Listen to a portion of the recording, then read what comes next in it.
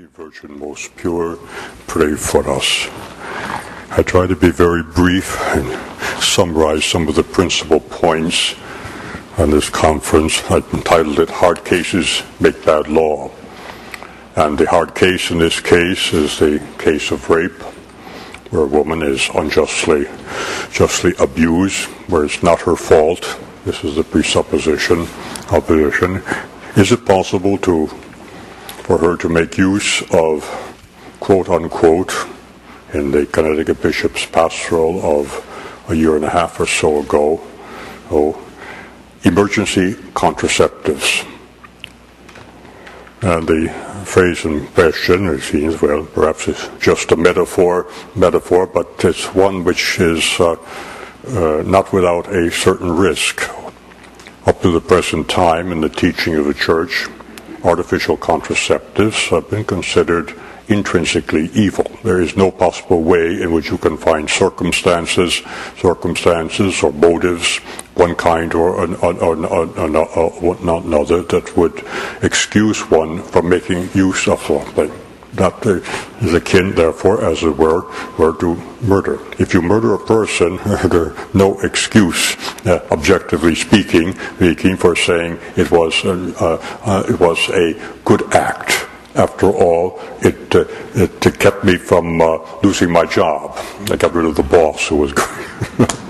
That was a caricature, but to make the point, what is meant by an objective evil, before any consideration of circumstances, intentions, ends, describing it had consequential ethics, that sort of thing. You judge the goodness of the badness in terms of its consequences. There's a certain truth in some things. However, there's something far more fundamental in identifying the malice of an act, and that is the character of the object in relationship.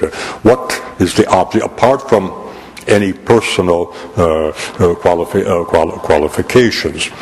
And so the introduction of a phrase like that appears, as it were to say, in the case of rape, where a woman has been the innocent victim of an injustice, can she do whatever is licit to resist, as it were, the entrance of the male seed? Up to what point can she go? Can that also include use of contraceptives designed precisely to render the act of intercourse on the part of the woman, a woman sterile, therefore fruitless? No pregnancy occurs. Now, in the case of the Connecticut bishops, the actual pill that they were allowed to use without any test for an actual pregnancy having occurred is what is commonly known in the street as the morning after pill. It's not simply contraceptive, it's an abortifacient. Or if we were to clarify our terminology here, it's not abortion in the narrow, strict traditional sense. Abortion in the traditional sense is not the killing of the child immediately, but the expulsion of the child from the protection of the womb in conditions in which the child cannot survive. If you take a sick person and put him in the outdoors in this weather, what do you think is going to happen? Not you who put the knife in, or as it were, aim the pistol and shoot, and either at the heart or the brain. It's the cold weather. But you were the one who locked Grandma outdoors. You were the one who put the little child, who could only survive survive at that particular point within the protective, you might say, mantle of the mother, outside where the child couldn't survive in those circumstances. This is what abortion was made, born out of due season. As St. Paul says of himself, metaphorically, I was one born a Catholic out of due season. I was an apostle out of due season, tanquam abortivo. But when in fact artificial measures are taken to get rid of an embryo, therefore a person already conceived, before implantation or afterwards, strictly speaking, it's not abortion, it's infanticide. That was the old infanticidium in the old moral textbooks, was distinguished from abortion. But malice is the same. Both are contrary to the fifth commandment. Not the sixth, the fifth commandment. Both, as were, put an end to life. It's more, a contraceptive act, strictly speaking, prevents the beginning of life where life ought to begin. No question is, are we permitted to interfere with what is built into human nature, and only human nature is capable of procreation of a person? This is what is so serious. It doesn't matter if you stop the cows from breeding too much. You're a farmer, you can't afford anymore, so you just take the measures necessary. There's no person involved. Now, in effect, in another document that was issued not quite much more than a month ago, it's called Instruction Dignitas Personae from the former Holy Office, Congregation for the Doctrine of Faith. Deal with quite a number of questions, certain bioethical questions. It's a very important document because it's very, very specific and detailed. It deals with the questions of in vitro fertilization, what to do with these banks of I don't know how many thousands or maybe millions of frozen embryos. Can you just, as it were, as one priest suggested some years ago, well, baptize them all and then unfreeze them, get rid of them, throw them in the garbage pail? And they say, no, you can't do that. Or another priest suggested some years ago, well, we find enough women to volunteer to rent their wombs out for a period of time, implant all of these things, and we'll solve the underpopulation problem. They say, you can't do that either. It's contrary to the personal dignity that is involved. The key issue that Pope Benedict XVI, we must meditate upon that. Otherwise, we will forget our own dignity as persons, and God only knows what kind of a concentration camp the whole world will turn into, where men and women and children and sick people are simply instruments to produce a little bit more. And then they come, as it were, in number 23 to deal, without mentioning the Connecticut bishops, deal with a question of use of certain chemical means after an act of intercourse. They don't specify whether it is one which is violent. They simply point out that once there is an embryo, they don't go into the specific question of contraception as distinct from abortion, but in fact they're saying what was tolerated in the hospitals, including Catholic of Connecticut, because of a new law of the state, which the bishop 3 months before had said they would never tolerate, that you don't have to test for pregnancy to see if there has been a conception. You can just administer what everybody up to this point has known to be, it's called contraceptive, but it's really a morning after. It's an abortifacient.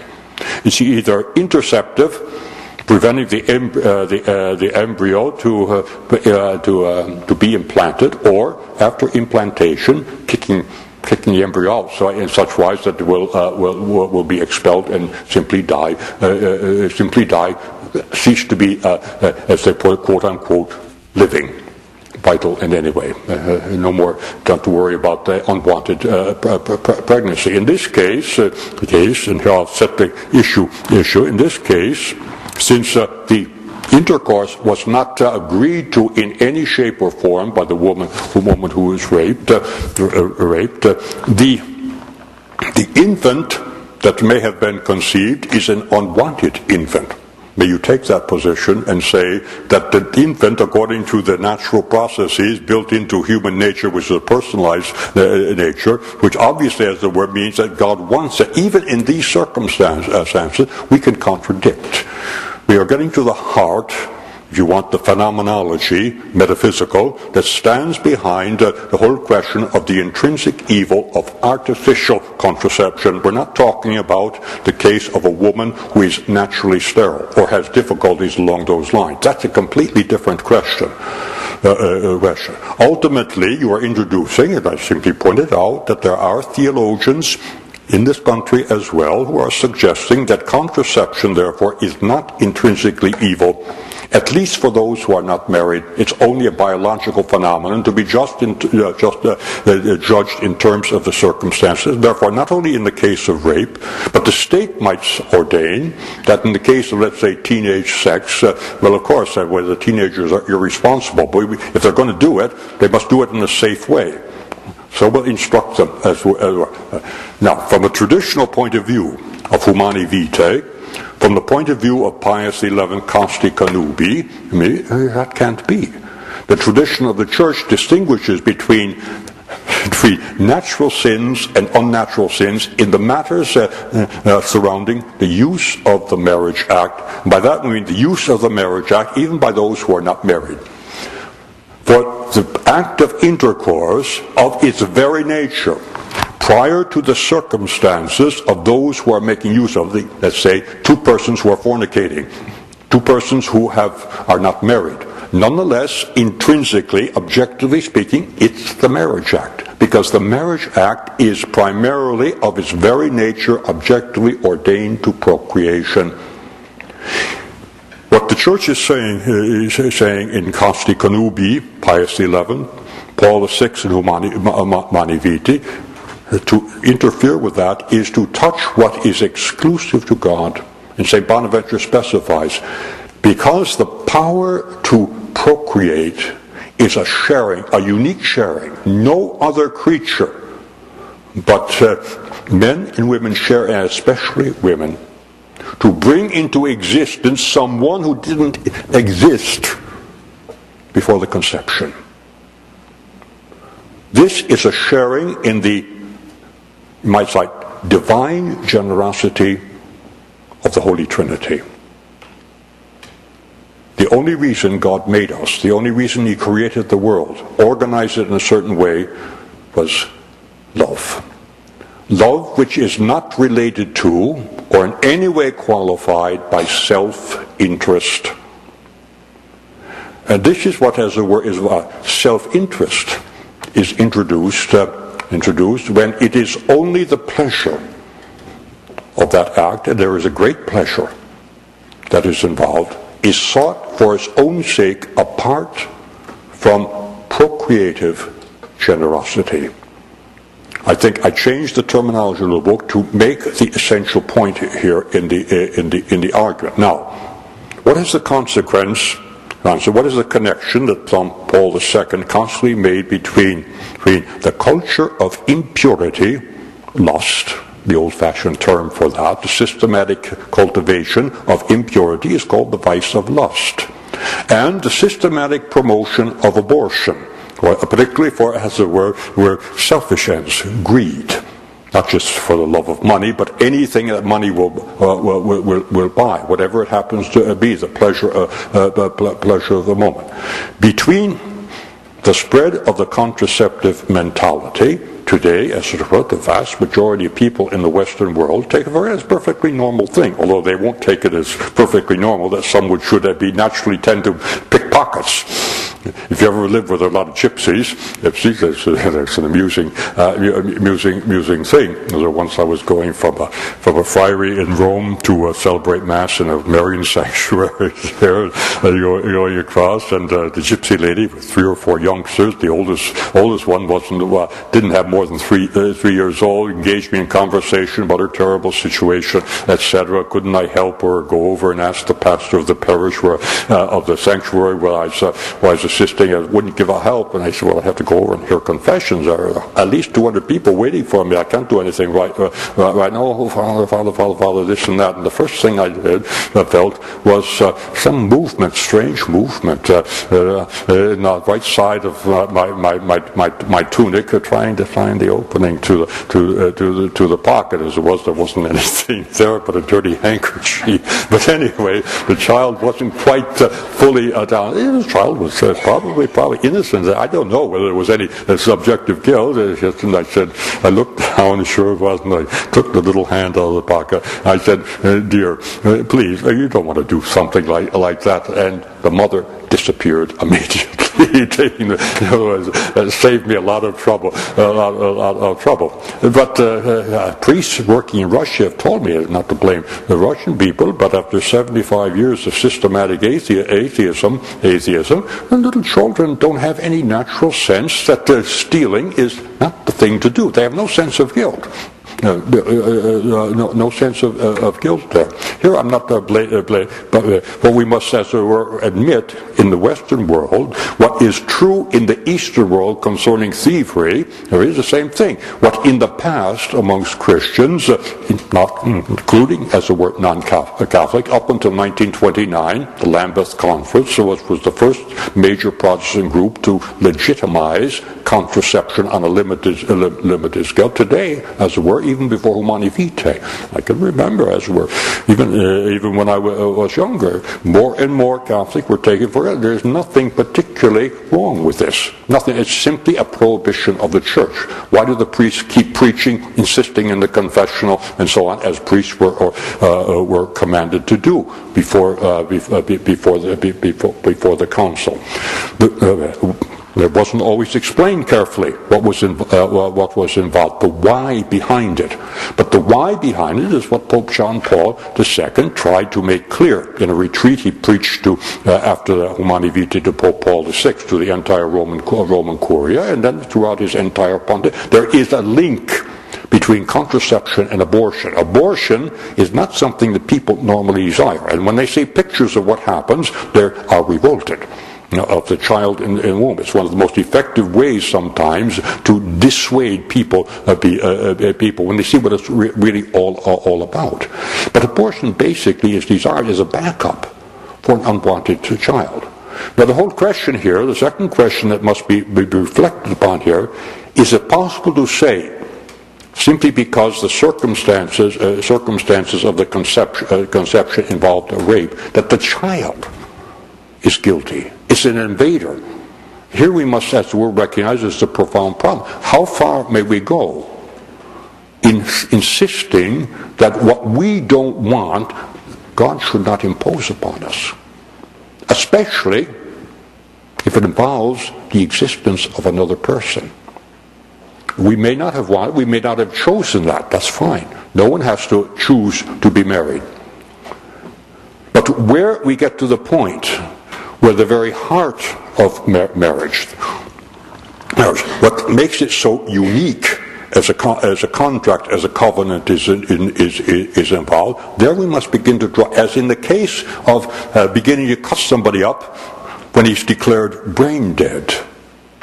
These are, as it were, key points where something more than the particular circumstances of rape or the particular need of organ transplants is not. We must recognize that there are higher principles involved, principles, as it were, that we should seek to understand, because they place, as it were, the spiritual life in proper perspective. And if we get rid of it, we still have a spiritual life, but whether it will be a holy, a genuinely humane spiritual life is a completely different question.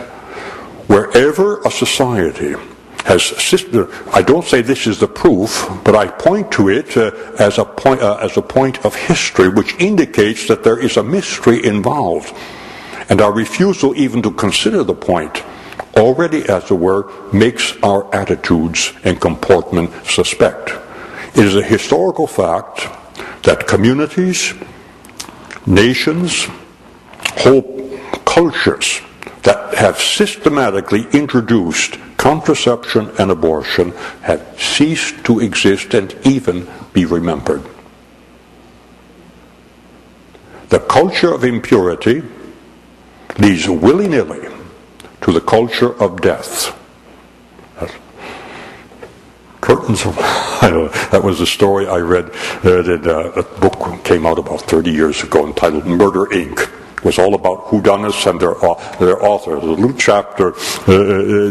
chapter about the dude from New York, who goes out to Las Vegas or someplace out there in the Wild West in the days when all the deserted towns, mining towns were really prosperous, and he came into the saloon and started showing out how really proficient he was as an authentic cowboy, shooting up the saloon as fast as he could. And the old cowhand standing there, he said, "Speed's great, partner. Accuracy's final." And that's right. The culture of death is final. There is nothing but a resurrection. And God does not raise cultures up. He raises persons. Therefore, we don't want to, in our consideration, we don't want to reflect on probably everybody in one way or another was influenced at one point in this particular time by the contraceptive mentality. And it's probably true that the majority of Catholics at one time or another may have practiced contraception. That doesn't mean that Christ won't forgive them. But it does mean that we must see clearly what are the dangers here, not only for the individuals, but especially in the case of contraception, for the entire community. What do you do when you get old and there are no children around? That's when you're the last generation. This is what happened. One of the fathers, you can read the fathers of the church carefully, people like St. Augustine, they drop hints here and there. What was going on in the Western Roman Empire at the time of the barbarian? You can't blame it all on the barbarians, the fall of the Roman Empire. You can't blame it on the church. St. Augustine points out precisely this was going on. That the native Romans, the cultured Romans, weren't having children anymore, except those who were Christians, and some of the Christians weren't faithful. That was the problem. The Roman Empire didn't fall because the Roman army it was very efficient at that time. But the Roman army, like so many other things in Rome at that time, was paralyzed precisely by the consequences of a systematic promotion of impurity, which in earlier ages the Romans had. We're talking only about not the mystery of purity that is so close to divinity. I'm referring to Our Lady's virginity. It was a Virgin Mother that made the divine accessible to us. Made the Son of the Father the son of Adam, one of us. We must remember that always. The Mother of God is the Virgin Mother. That doesn't mean St. Joseph didn't have a role. He did. That's also most important because the promotion of this sort of thing has also undermined in the Western world sound spirituality of men. The promotion of lust keeps the male like an irresponsible adolescent. He can escape his responsibilities, and the woman, if there is a conception, the woman is stuck with the child. I say stuck, this is the way the world sees it. The child is still a blessing, but it's hard on the woman. It's a fact, as it were, that the problems of the male adolescent over age will only be solved when we return to a sound Christian spirituality. And there are many Protestant groups who realize that as well, all the men groups that are being formed. Now I see, as it were, the same movement amongst Catholics to restore a sense of masculine purity and strength that is founded on fidelity. You don't walk out on your responsibilities. It makes the difference between the immature and the genuinely mature man. The passage, as it were, from a psychological and social stage in which the individual male is not capable of his own and taking on. But when he does, and if he is faithful, it doesn't matter whether he's 15 or 50. It's the same thing. He will be a true adult. But again, as it were, that is what is looked for from his wife. But so often we find, as it were, just the opposite. But I notice that there are many, it's a sign of hope, young men, Catholics and also non-Catholics, who are being drawn precisely to this ideal. The only reason I bring up this case here is to point out, and here I'll come quickly to the conclusion, because I know there are a lot of questions, both for myself and for Dr. Brown, is to point out the connection between sins which involve a rejection of that generosity involved in procreating giving existence and life, human life, to another person that didn't exist before, and on the other end, as it were, to assume the right to declare this person can be killed, or this person can be persuaded to agree to assisted suicide and a host of other things, simply because it is to the advantage of another. There is a direct connection, on the one hand, between lust, using this precious power simply for my personal pleasure, and doing these other things simply for my personal advantage. It's better you die than I should die. On what grounds do I make that statement? Because if I got your heart, I could live for another 50 years. Maybe I could. But who says I have a prior right to live over that of the man who it may be close to death? Maybe he's only 4 minutes away. But that's beside the point. Why is my right to 50 more years better than his right to 5 more minutes? You're mathematizing, or in the words of a bit cruder than the ones I would have dared to use, Benedict XVI, you're commercializing medicine. I don't mean doctors shouldn't get what is called a salary support. They should, and it should be generous. But a doctor, like a lawyer, above all like a priest, is not in it to become a millionaire. He is a man who is dedicated to helping others first. And everybody recognizes it. Everybody wants to go to a general, as in old time, but even today they're looking for a general practitioner who is a genuine, dedicated person. They don't mind helping to support him. But just as they don't mind a good priest, but they don't like a priest who's trying to take advantage of his position simply for his own personal pleasure. That's another matter, and this is why there is a canon in the law of the church that says priests are entitled to a good living, but anything over and above that they are ultimately got to give to the church, give back to the church, or give it to the poor. They cannot become millionaires as clergymen. Their patrimony from their families is another matter. It's important, it's still there.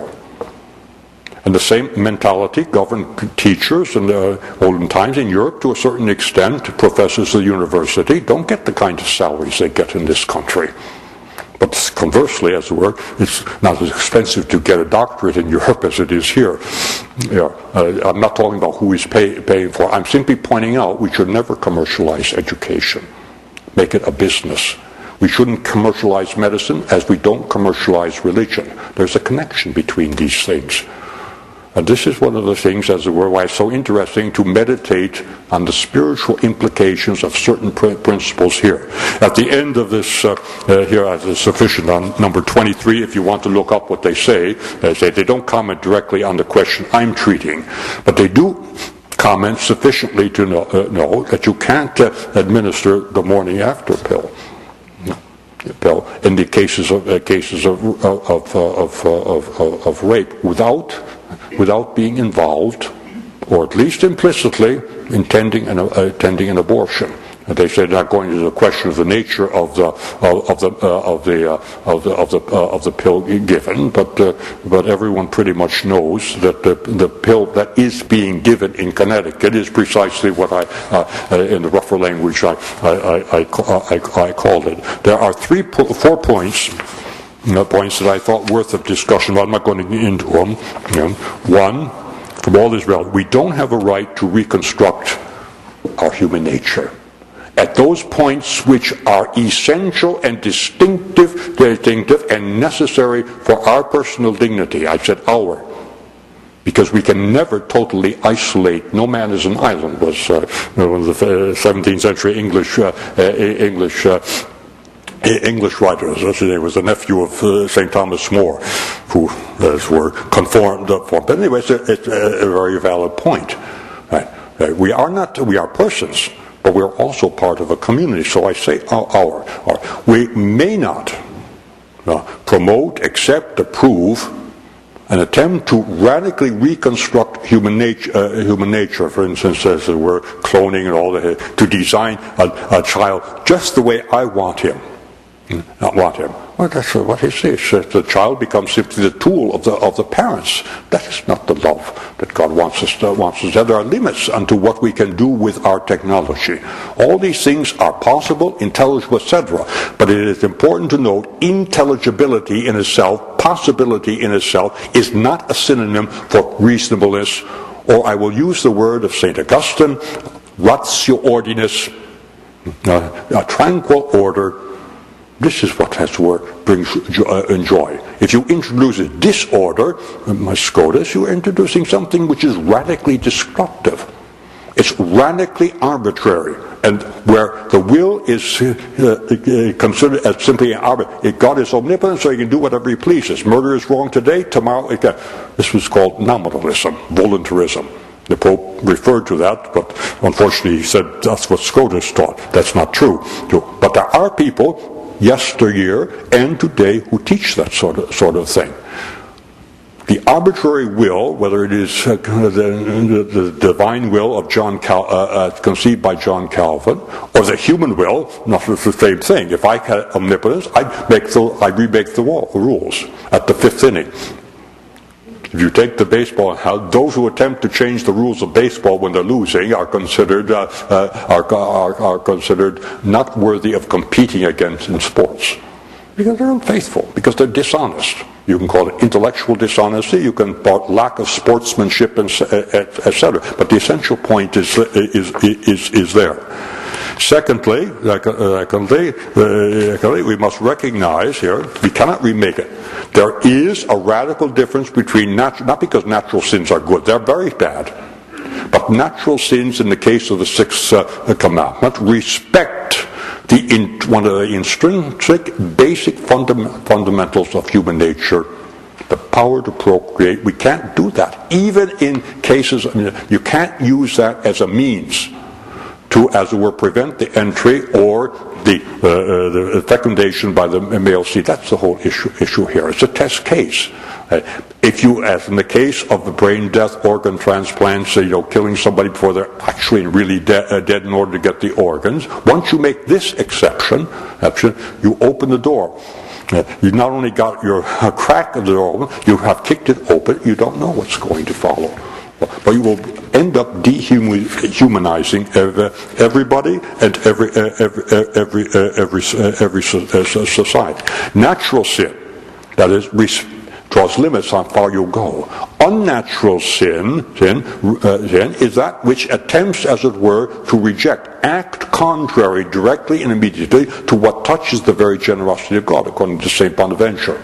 Once you admit that contraception may be all right in certain cases, you have basically denied the distinction between natural and unnatural, which is traditional and textbooks of moral theology, right up to the Council. There is no difference between premarital and postmarital sex, except the fact that you're required to go before the justice of the peace or have the benefit of clergy or whatever. But it's the same thing. Both are equally good. There is no difference, as it were, between intercourse that is illicit, but is open, and the child is conceived. They call them illegitimate, but the child itself is not. That is only a legal term to indicate the lack of wedlock. Out of wedlock is sort of phrases of this kind. But the child is perfectly legitimate in himself. Is as much a person as I am now. And I know many persons, as it were, who were born illegitimates, but they're holy priests. And some of them have even been canonized. We don't know all the circumstances. We're dealing with different questions. You break down the difference between heterosexual and homosexual acts. Why? Because the only reason for either one is simply pleasure. If you get your pleasure in one way, who am I to tell you it's wrong? If that's the only criterion. And finally, you ultimately end up breaking down the difference between human intercourse and intercourse between a man and a beast. What once was called buggery. Nobody understands the meaning of the term. But if anybody calls you a bugger, it's not a compliment. Even in